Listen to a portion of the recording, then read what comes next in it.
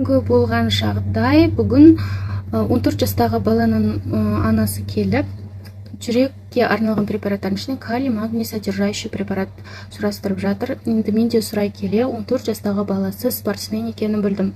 Ол салмақ қуалау мақсатында мочегонный фуросемид қолданған.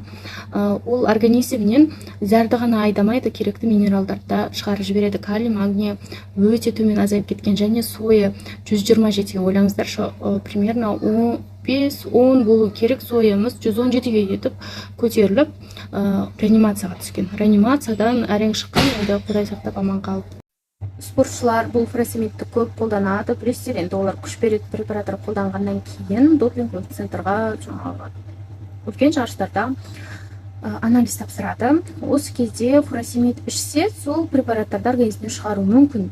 Бірақ қазір фуросемидтің өзі де қаннан табылып жатса, ол спортшының жасаған жеткен жетістігі аннулировать ететін болған.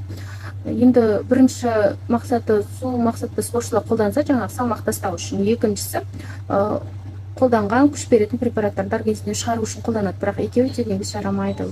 Фуросемид несімен қауіпті? Ол организмнен калий, магнийді шығарады. Калий, магний бұл жүректің қызметін дұрыс қамтамасыз ететін керекті минералдардың бірі. Энергиямен қамтамасыз етеді. Кальцийдің өзі организмнен шығып кетеді.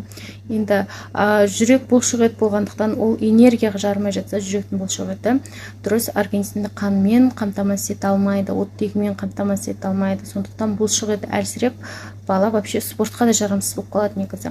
Сондықтан вообще қолданбасын. Ешкім назначениемен ғана, көбінесе үлкен кісілерде керекті кезде ғана дәрігерлердің нұсқауымен ғана қолданған дұрыс.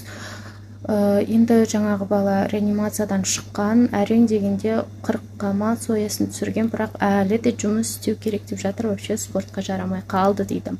Сондықтан балаларыңызға мықты болыңыздар, бақылаңыздар.